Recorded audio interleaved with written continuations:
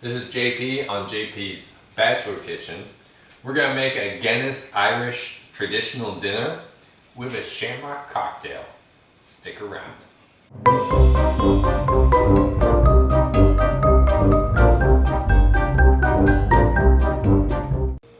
You want some Wicket?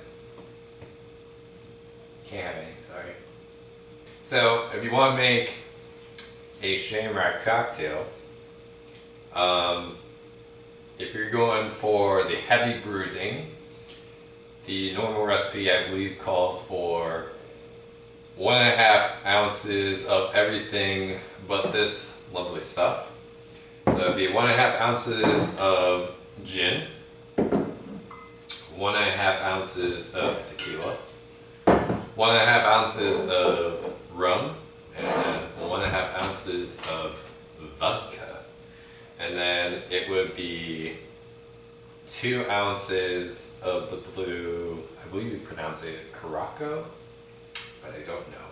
And then it would be, let's see, if it was 4, so you like 5.5 or 6 ounces of the orange juice. But as you can see, I ain't measured that. I just poured it in until it looked nice and green like a Shamrock shake, except for no milkshake. This color green reminds me of slime from Ghostbusters, actually. Speaking of Ghostbusters, there's a new movie coming out. I've watched the trailer twice. I'm not that excited about it. I'm just not. There's something about, I grew up with the old Ghostbusters. In fact, like I grew up with the old Ghostbusters cartoon. Never allowed to actually watch the cartoon, but somehow finagled my way into watching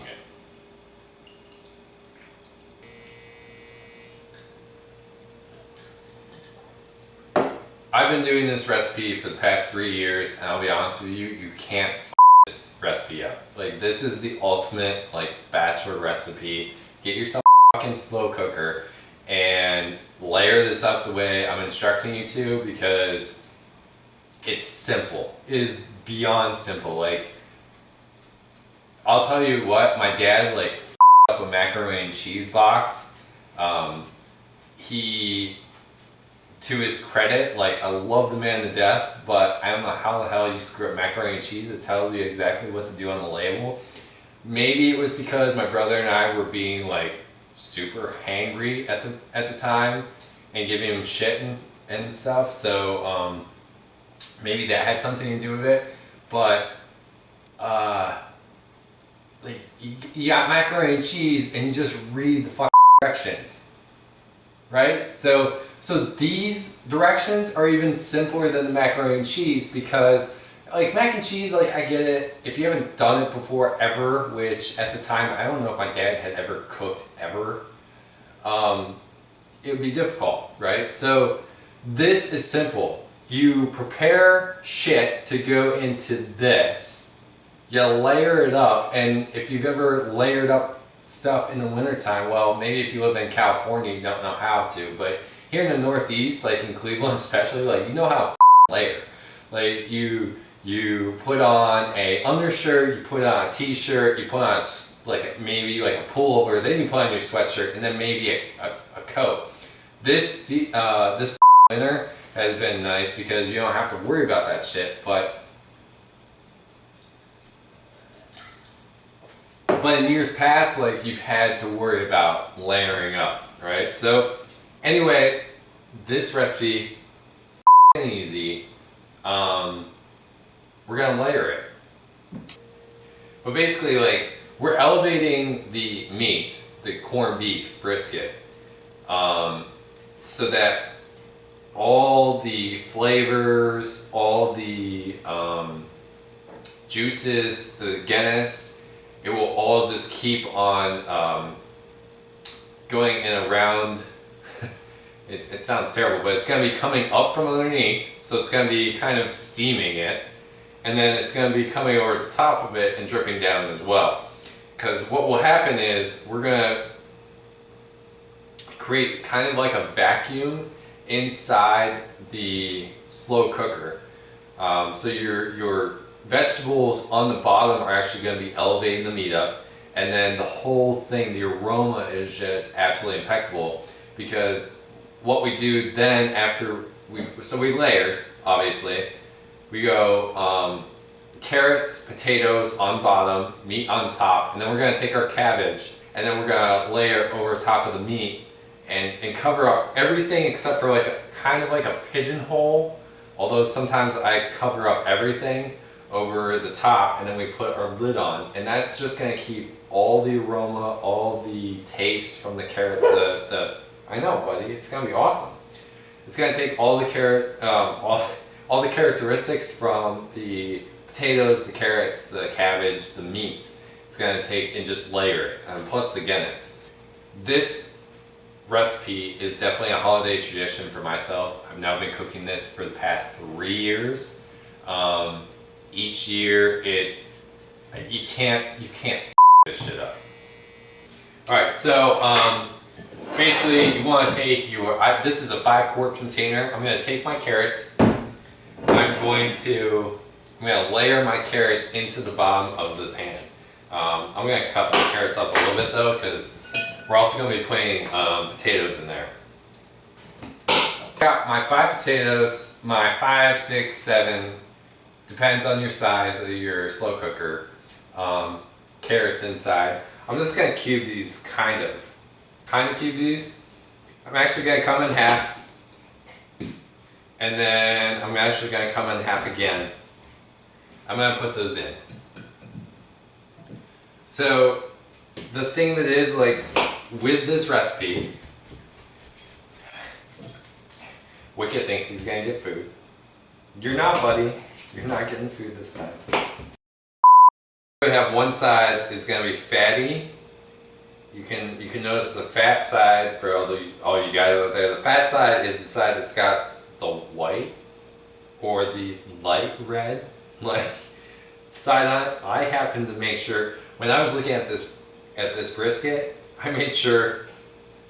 Let me see if I can turn on its side. I initially had like one that was super fatty. This one's amazing. I'm not going to cut anything off this. Normally I would cut the tops off, I would cut the sides off. This one, and this is why you don't want to ever cut like vegetables on afterwards. This is all brisket. I mean, if you see that on the side, like there's hardly any fat on this whatsoever. This fat part's this side that I have turned up. The meat is all that side, and that is going to be one fucking delicious brisket when I'm all done. We want to push our peppercorns into the meat side, which is what we're going to be really enjoying, and that would be the red side. So then I use the whole packet. Like I said, normally I would not use this packet, but for simplicity's sake, like I'm using the packet, and then I really just like press in to the meat, the peppercorn, and this is going to go onto the bottom. So once we've pressed in the peppercorn / seasoning packet, whatever you want to call it, this is going to sound really gross, but now we actually go ahead and place it on top of those vegetables that we cut up.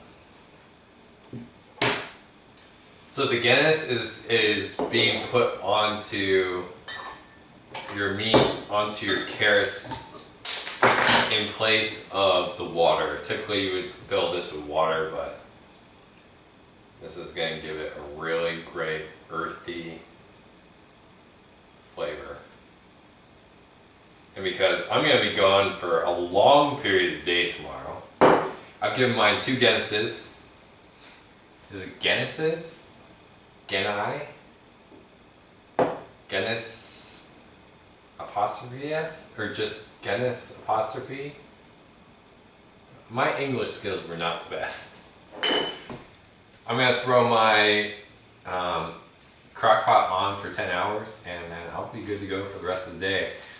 Even if it's sitting there and just simmering, the amount of beer that I have in here, it's going to taste fucking fine. by the time we're done here. The meat, the juices, it's all gonna intertwine together. And it's just gonna be fucking fantastic. So one of the issues I've had in the past with the cabbage is that I've only used like a couple leaves off of it, and then I've kind of let the rest go to waste. But for $1, I don't care so much. If you guys have suggestions on what I should do with the rest of the cabbage, then please feel free to drop me a comment below.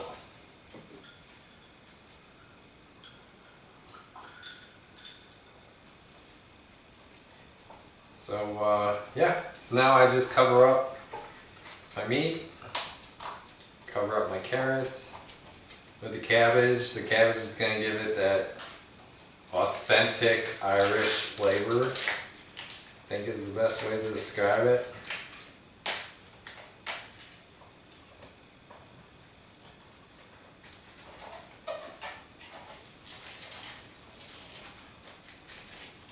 I think in the past maybe I've used a lot more potatoes and carrots and shit, but or maybe my brisket was larger. I don't know. I was always cooking this for other people. This is the first time I actually cooked for myself. Fuck, wicked.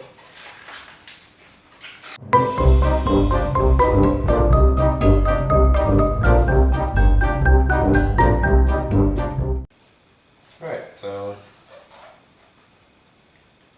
if I were a gambling man, I would just toss this shit out, because for $1, I'm not going to use the rest of this unless I make another one of those.